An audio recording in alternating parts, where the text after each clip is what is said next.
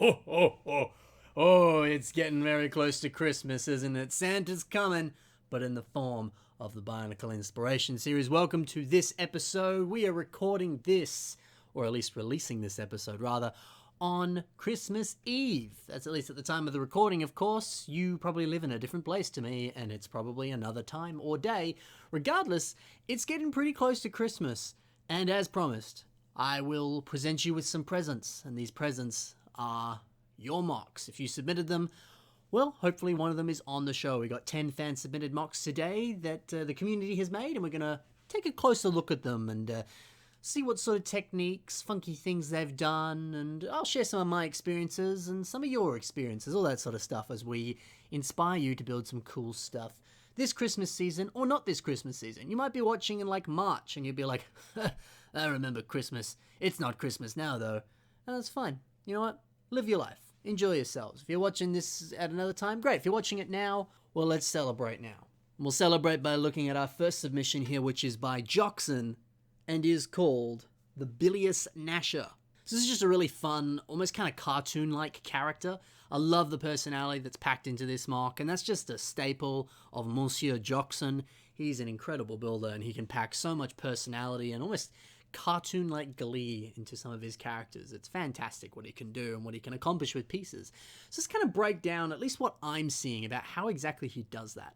So when we look at the limbs on this mock, they're just normal CCBS parts in Keat Orange here, or bright light orange, bright light yellow. I don't know the official Bricklink name for Keat Orange, but I know a lot of people use that term as I do, but this funky yellow color that is in front of us, those limbs are pretty simple, aren't they? Then we take a look at the feet and the arms. Same kind of deal for the most part. It's kind of just finding different ways of connecting those fingers and adding a few things to them to give them this interesting, kind of more funky alien look to them. But overall, they're not overtly difficult. You know, the CCBS limbs is just straight up what you get out of a set in terms of design. The fingers have a little bit more of a slight flair to them. But the bulk of this mock, the bulk of the personality, the bulk of the techniques, the bulk of what really makes this mock is the head. And so if you are building something, and I'm sure you've run into it yourself, or maybe you haven't, and so now you'll learn. Certainly something that I know myself and others have been plagued by for generations is you build something, it's awesome, you make this fantastic leg design or this super rad head design, and you're like, man, this is one of the coolest things I've made. I'm going to finish the rest of it now. I'm going to build the body, I'm going to build the arms, I'm going to do the rest. It's going to be badass. And then suddenly you're like, the more I build this, the worse it gets. I don't know how to transition this head into a body. I don't know how to turn this leg into an upper leg or whatever. And just no matter how much you try, it just doesn't seem to work with the other bit, you know? And often, sometimes my solution to that is I'm overthinking it or I'm overcomplicating it, and I go, you know what? I'm trying to do some fancy schmancy weird leg design to complement what I've made. And I'm trying too hard. I'm, as Yoda once said, do or do not. There is no try. I'm trying to make a cool mock. I'm not just doing it. Sometimes doing it, the best answer is the simple thing, isn't it? You know, you might think because this is the coolest thing you've made, the rest has to be equally as cool. But in reality, it can just be a simple whatever, random design that's not even that technically savvy, but it works, So there's that lesson in this, I guess, is that sometimes a simple solution is perfect, but also maybe you've done that. Maybe you've made that brilliant head design and you invested heaps of time and energy into doing it. And now you're a little worried about the rest. Well, that's fine. We've already talked about how you could move past that. But why not do that? Why not focus all of your energy into building that one thing, that one really cool head design? Spend days just working on that. Just focus in on it. Maybe I could use this cool part use. Maybe I could do this.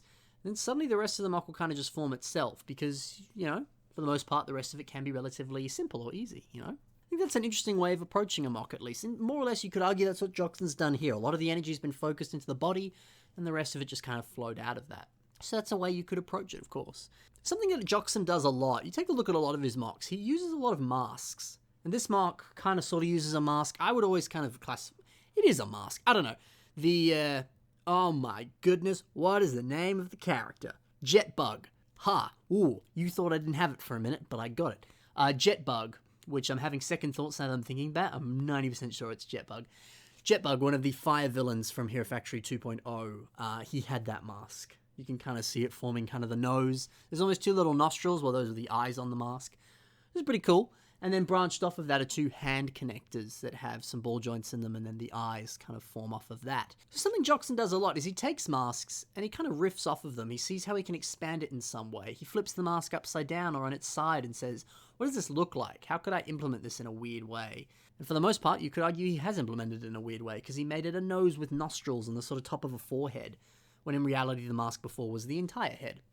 So that's another thing you could do. Pick up your masks, expand on them in some ways, add some hands on the sides, add some eyes on the side, all sorts of weird stuff, and see how that could kind of start to form a mock somehow. So there you go.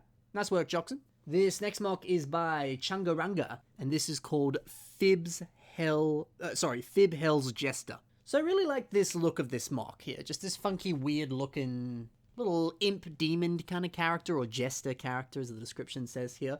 It's just fun. I love the color scheme. This dark blue and dark red. It's not a color scheme I see all the time, but those 2 colors work very nicely together. Just the darker tones complementing each other nicely there. 2 very different colors, but they just flow very nicely together. It's quite beautiful. I just love the little attention to detail with the tongue, using one of those claw pieces there as just this little tongue that's kind of dangling out of his mouth. Adds a lot of personality to the mock, and just this little pop of color as well really does help. Little tiny addition, but does a lot. I also like the fact this mock has those Ben 10 arm pieces and those Ben 10 foot pieces. I kind of get this vibe of a little tiny imp character, and those pieces work quite well at communicating that, at least in my opinion. And maybe that's not the desired look, but that's at least what I'm seeing, and I think it works well. I also like how he's attached the horns on the mask here. Again, we see another mask on the head. This one's flipped upside down. And of course, some of those earlier masks had a lot of different weird holes and gaps in them, and some of them you could actually straight up just fit Lego pieces in, whether that's legally or illegally, but it's up to the way you want to build.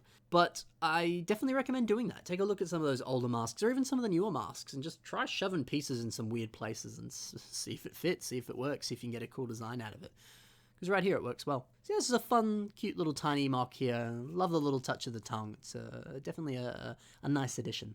So good job. This next mock here is by Spartan1138, and I believe it's called Makuta Olimar. I did actually have this submitted twice, and the first time I saw it, it was Makuta Olimar. The other time I saw it, it was Elder King of Air. So I don't know what the name is, but I'm going to go with Makuta Olimar, because that one had a description and a story. So we'll run with that. I like that this mock has a custom mask. Custom masks are awesome. I believe, for some reason I'm doubting this, but I'm pretty sure it's true.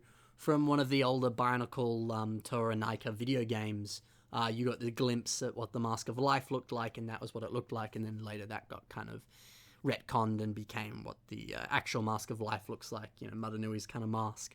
But it was a really cool mask, and we never actually got an official one, so it's cool to see a custom version of that, because man, it looks super, super cool. And fits this mock really well as well. I love the fact that he's got 2, like, Cardus Dragon or Fenrak head pieces as shoulders here. Either this kind of looks like some funky warlord who's, like, killed these massive beasts and got their skulls and now, like, wears it as shoulder armor to show just how badass he is and show that he's, like, menacing and powerful and strong and to be feared. I really like that. Or it's none of that, and it's just really large and in charge shoulder pads on some armor, which also works well.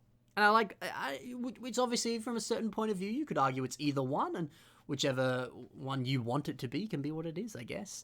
But either way, I think that's really cool. It's just a very nice looking design, and if you did pick up the Cardus Dragon and Fenrak, or you just have 2 of those headpieces, then it's something you could do with them. And here it works really well. And speaking of something that works really well, really awesome hammer here as well, using some of those Matoran jetpack pieces to kind of form the edges of the hammer. Really nice design. And another really nice design is the legs here. This is not something I've seen before, and it takes some pieces I have a fair few of that, I don't know, I've just never bothered using. They're just weird pieces to me, but he's used them so well, taking the Rakshi kind of shoulder piece, the kind of main bit of the torso there that also has the gear function, as well as the upper legs on the Rakshi, using both of those pieces and kind of having them be upper and lower legs. He's added a few other things on them as well, but using them as a base for a leg design, that's genius, man. That looks really, really good. So nice job using some of those pieces, because in all honesty, they're difficult to use pieces. I don't know. That's just my opinion. You might be like, Cassie, I use them on a daily basis. Well, I don't. And so I like that. See, mocks are even inspiring me. So a lot going on in this mock. Really, really cool. On to the next one. This next mock is called Test Self Mock, and it is by Karum Sarene, or Sarune. It's whatever you want the name to be. I apologize. That's just a staple. If you get featured on the show, 9 times out of 10, your name will be pronounced wrong. As a man whose name is constantly pronounced wrong, I empathize with you, but I'm sorry. So in the description here, he says that he was spending a bunch of time working on a really posable frame. So always really cool to see something like that. He said he spent a few amount of years working on getting this frame to be super posable and stuff. And man, that's a lifelong journey and battle with anyone who builds Bionicle MOCs and really cares about posability. You know, getting a really super posable MOC that can be just as posable as a normal human, that's a tough ask and a tough job. So always something to be playing around with and thinking about if that's something you want to do. One thing I really like about this MOC is the mask and just how much it affects it. We're going to talk a little bit about head designs and masks later in the episode, but we'll use this as a nice little intro into that. So this, of course, is that Speckly Avoki, the Mask of a Light mask. It came with Takanuva, a really cool, awesome mask. And it's interesting because some of the colors in it, there is a slight kind of bit of gray to it. You know, obviously you might look at it and be like, Ben, that's clearly like a trans white or something crazy weird with glitter and sparkly stuff in it. How is that gray? And you're right, it's not strictly speaking gray, but there are sort of slight subtle overtones to it that at least complement gray nicely. And even kind of complement the green nicely. Kind of depending on how you shine the light into it, you can see just little itty bitty bits of it, you know. I don't know, I feel like my eyes are trained quite well with color and stuff like that, and yours might be too. Who am I to assume your eyes aren't trained to color? But the more you stare at it, the more you might notice just little subtle bits of that. And so I like that, just the subtle hints of how this mask, that is a very different color to the rest of the armor, actually does complement it to a really subtle small degree. But you could also look at it from the other perspective of this MOC is wearing like a full body armor. It's all grey and it's all silver and it's all green rather. And he's got no helmet on. And when he takes the helmet off, he has this beautiful sparkling face. And that's why the mask is a different color to the torso there. So it works quite well either way, you know. I always, you know, sometimes I can sort of say that, you know, having a very unified color scheme and no sort of outliers in colors is often the way to go, but sometimes you see stuff like this and you're like, nah, that works. Having a very different color introduced there actually is a nice pop. So there you go. So it's cool how much a mask can change a MOC there or add to it in some way. It's pretty cool. This next MOC is by Reu Cronus, and it is called Atlas the Wandering Knight. So I love the slight hunch and the kind of curved legs that this MOC has. You know, it's taking a kind of generic humanoid frame, but adding slight things to it, changing the proportions, adding a bit of age to it almost, giving them a bit of a hunch, and slightly changing the direction that the legs go, making them look a little less typically humanoid. Almost kind of having that chicken leg digigrade design there. But it's a bit more subtle in this regard. It looks a little bit more robotic as well and less sort of animalistic in that way. It's really cool, but I always like doing that. Can you take the stature of your MOC, the general frame, the general structure of it, and twist it, turn it, change it around a bit, add a slight hunch, add a slight different shape to the legs, give them an additional arm, or, you know, just the way that they sort of typically pose themselves. Maybe they have a broader chest that's sort of puffed out a little bit, or, yeah, they're a bit more hunched over, like we said. You're kind of playing around with that and see how that can inform character in some way, how that can also just change up the MOC in some fashion. You know, I think I've spoken about this before. My friend Brendan often says that one of the reasons he likes Ono Amata so much is because he has this natural hunch that really defines the character for him and also really differentiates him from all the other Toas, the way that his neck is hunched down. So little stuff like that can honestly really add so much to a MOC. So that's something you could do when you're designing something, is find a different way of posing them or just designing them that can add some character.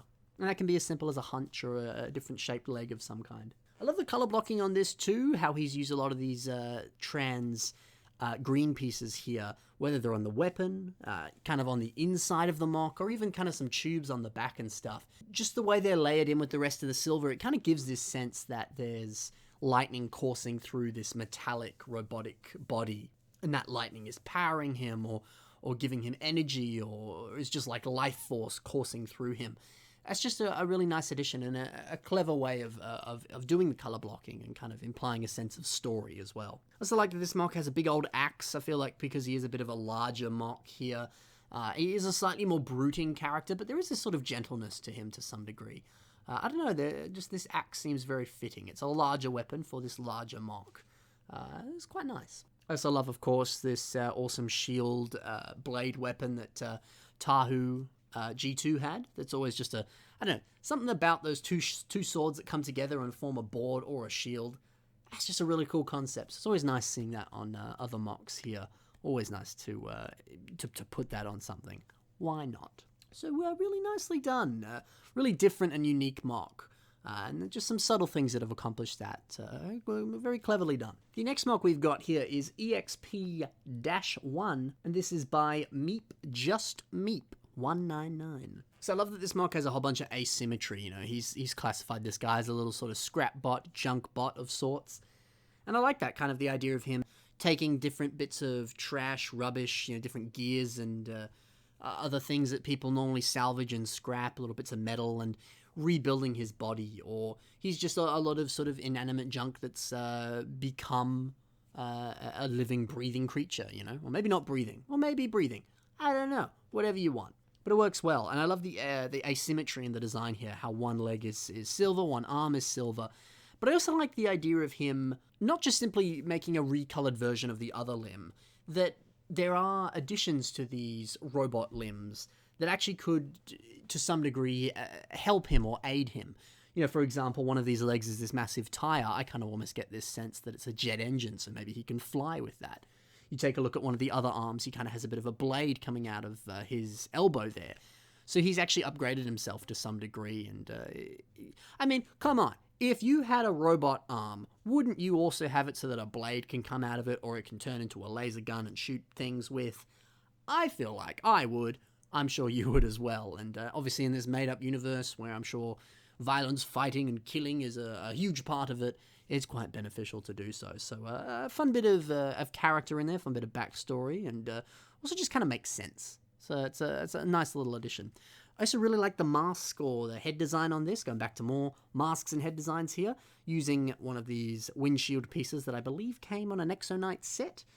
Even has the sticker on there. Works really well as a head design. Very different, very unique, and I love the idea of doing that, looking at some of the kind of cockpit or windshield pieces that come on different LEGO sets, and even seeing what stickers you can put on them, and how that could form some sort of visor or head design on a Bionicle. Very clever. Also, this Mok's got a pretty cool gun as well. A lot going on this one.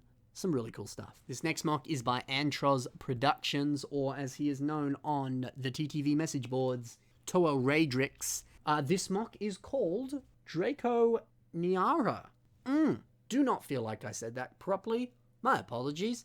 I did the best I could. So we saw one cool tongue design before, and we're seeing another one here. I love the fact he's used one of these kind of claw pieces from Hero Factory sets and used it as a tongue. Just a little fun addition. In some of the pictures he's not got the tongue, some of them he has. So I like the idea that it's also kind of something you can take out or put on depending on how you've posed it. But it's just a fun little addition there. And again, it's a little subtle thing, but it does a lot. It gives him some personality. The nice bit of red really pops on the Moks. It adds a nice little accent color there. It's fun. It's cool. I still love these two pictures where there's one where the Rahi or animal here is kind of leaning down a bit more, kind of like he's sniffing for food or ready to strike. And then there's other pose where his head's a little bit further up and maybe he's sensed danger and he's kind of like a meerkat, like looking to the distance, trying to see what's going on. I love the personality that these two images convey. Just the different mindsets of him and also how like alert this creature is. It's given a nice sense of backstory. It's giving just, a lot of personality. And it's just through different ways of posing it in images. So never underestimate the power of poses and some pictures. That's pretty cool. Another thing I really like about this Mok is these two blade pieces that kind of form these horns on the head. These kind of have a bit of a double purpose almost. They look cool and they've got these nice horns. You know, certain dinosaurs and other creatures, of course, have horns coming out of their head.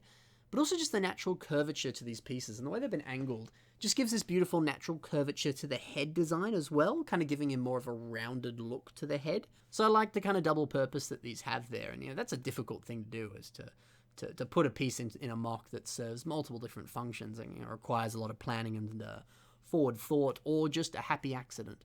But if that's something you can do, that's something that can add a nice sense of of shape to a mock, or even give a sense of an interesting angle or a bit of curvature, and also put some cool horns on a mock, well then it's a win-win, isn't it? Yeah, overall this guy's super cool. Lots of really cool stuff going on here.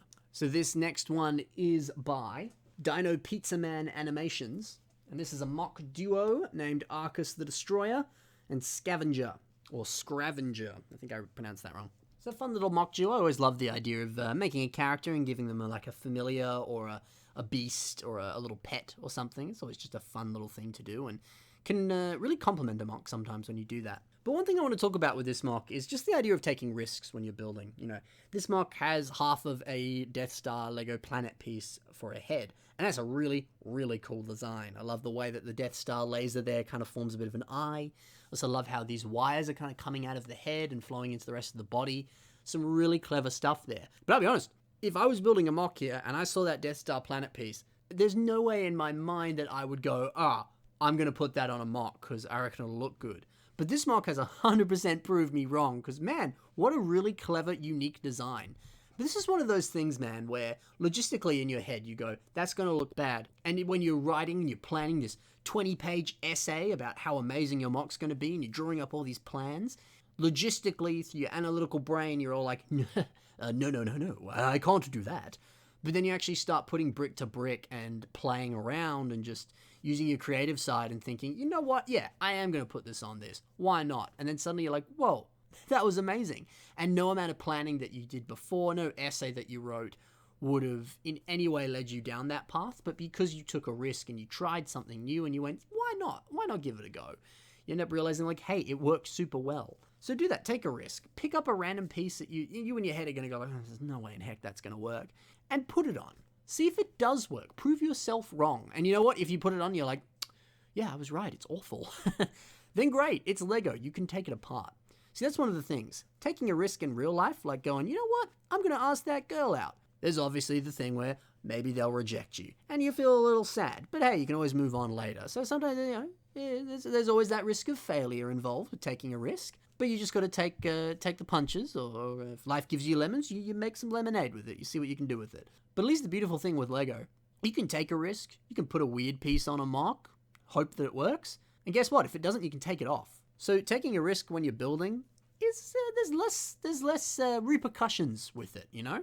That being said, I always recommend taking a risk. It's scary, but it always pays off. And one of the most awesome things I read about taking a risk once is it's the idea of, if you take the risk and it ends up paying off, awesome. Go you. You took a risk. That's something a lot of people chicken out of.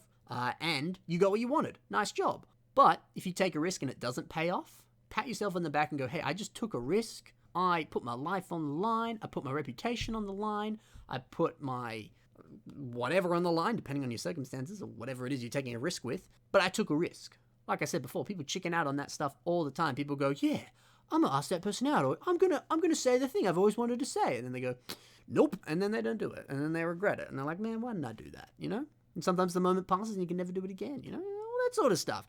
But this is the Bionicle Inspiration Series. I ain't giving you life advice, but hey, if you take a risk, take gratitude in the fact you took a risk. That's a brave thing to do, and you can always do that with what you're building as well. So take risks. Use some weird, funky pieces that you may not think work, but in reality, hot dang, they do work, like this mock here. Also, like the tires on the upper legs here. Really cool textures that are forming by using those tires there. It looks cool, but a lot looks cool in this mock. Some really funky part usages, that is for sure. This next mock's name is Axivius the Robo Guardian, and it is by the Janny Plays. So make a big Titan. That is what I'm going to say about this mock. Making big Titans is super fun. I remember some of my favorite memories as a kid is spending like 2-3 days in a row and going, I'm going to build a Titan mock. And just spending all that time on school holidays, summer vacation, whenever, and just going, yep, I'm going to build something massive and super duper cool. And then finishing it being like, yeah, this is super awesome. It's a fun time, you know? And why not? If you got, a bunch of pieces laying around you never use, why not just put them all in one big mock? And like we said before, take a risk. Just put a whole bunch of things together. Just keep putting brick together. And if it looked terrible in the end, that really doesn't matter. As long as you had fun making this big, monstrous, beautiful mock, why not, you know? This is an awesome example of just a big old Titan mock here. A very large mock, actually. Man, I wonder what the tallest mock we've had in BIS is, because I feel like this would be a real contender for that, man. This is a tall guy. Regardless, though, super cool. I love the fact that this mock here has used some of, kind of just a technique you would see in a lot of Hero Factory Titan sets, is you can kind of see it on the upper arms here, kind of doing this double up thing with Hero Factory bone pieces, sort of having them directly next to each other. And then that way you kind of get two connections together, and it's just a more sturdier design. It kind of bulks it out a little bit. So if you're building a Titan, you get a bit of bulk to it. You get a lot more stability to it as well. It's just a clever thing to do and something to keep in mind when you're building a Titan as well. But yeah, super cool color scheme to this mock. You know, this kind of gunmetals and the grays. And then there's little hints of red as well. It kind of reminds me before of the Scrapbot mock we saw. It kind of seems like this guy's kind of repaired some of his armor with some scrap metal, or could be another Junkbot himself. Some cool stuff going on, that's for sure. So yeah, a really big, impressive mock here. Nicely done. Final mock here is Sage of the Flame, and this is by Morningstar Mox. So I love about this super cool weapon. Mr. Morningstar Mox, you do cool weapons. I really like the weapon you've done here. This awesome staff that has these tiny little circle things on the end there. Just makes it look mystical and interesting and out there. There's just something really nice about that. Still love the beautiful hair that this mock has got, using a whole bunch of different trans orange and a little bit of trans red. Just really trans orange pieces in it, actually. But using a whole bunch of kind of clip and connector pieces here, using some hand socket pieces that I believe, at least. It's always hard to make out trans pieces. Just, when you look at them, they kind of blend together, the pieces, a little bit. But for the most part, he's just found different ways of connecting them. And look, I don't fully know how he did it, but it's using a lot of trans orange pieces, and he's got fire hair, which is awesome. I still like a lot of the blocking on this mock here, whether it's through texture or color blocking, because it kind of is a bit of both. Just the way that this mock seems to have these kind of baggy shorts, kind of looks a little bit like a monk of some kind, which I don't know if that's the intentional purpose, but that's what I'm seeing, and I'm loving it. And then the fact that the rest of this mock here is a little bit more mechanical. You've even got the CCBS bone pieces that are like actually bone bits that came on the Skull villains on the feet there, kind of implying this sense of like bone, like that's what his body looks like. He's not got any armor on top. That's him. A lot of these silvers and grays here on the body kind of, to me, give this sense of he hasn't got any armor on. This is his undershell. And I love that. So it kind of looks like a monk who is kind of bare-chested, got his baggy pants, and he's doing kung fu in the icy mountains of some remote place. And he's training to focus his mind and harden his body. Awesome. It's a really, really cool aesthetic there, and it really communicates that like monk warrior look, but it's a really clever way of kind of showing like a bare-chested character, but on a robot, sort of making them look a little bit more greebled and detailed, like a mechanical underneath, or the mechanical details that lie under the armor there. It's really, really cool. So yeah, a lot going on this mock that's pretty next level, man. I don't know, Mr. Morningstar Mox. I like your stuff. Good job. Anyway, that's it, man. That's it for this episode of the Bionicle Inspiration series, Bismuth Christmas. I believe we got one more coming. I think that's on the 31st there of December. So one more in this little fun sub-series that we're doing. But that doesn't mean that your fan-submitted mocks won't appear in other episodes of the Bionicle Inspiration series, or in future fan-submitted stuff. Or I might just be like, hey, I'm going to do another month of fan-submitted episodes, because why not? Besides the point, though, that's it, guys. Hopefully you enjoyed the mocks you saw today. If you did, check the links in the description below and see some of the other stuff these builders have done. They're talented people, and they deserve some more love. Also, while you're there, you can see the submission email. Copy and paste that email, or you're seeing it on your screen right now. Send me an email with some pictures, some information, whatever you want to put in. There's never too much or too little information, or too much or too little pictures. Add what you please. Put it in the email, submit it away, and one day it'll appear on the show. Also, while you're in there, you can see links to my social media. Of course, I've got other things going on, and if you follow me on that social media, you'll see it coming. Like, I'll be heading to Brickvention soon, and you'll be seeing me posting some teasers of what I'll be bringing. I'll have a Bionicle mock coming up soon that I haven't started making yet, but I committed to doing it this month before Christmas, or at least around Christmas, and so help me, I'm going to do it. But I'm still knee-deep in building this Brickvention project, which is massive. It's one of the largest things I've made. To some degree, now that I think about it, I've made larger things, but this is still up there is a very large mock. So I'm trying to prioritize here, but I'm gonna make a Bionicle mock soon, so help me. Because, well, it's for a Secret Santa thing, so I owe it to the man or woman that I am Secret Santa-ing. That is now a term. Anyway, that's it for this outro. That's it for this episode. Happy building. Bye for now. Play that outro music, girl.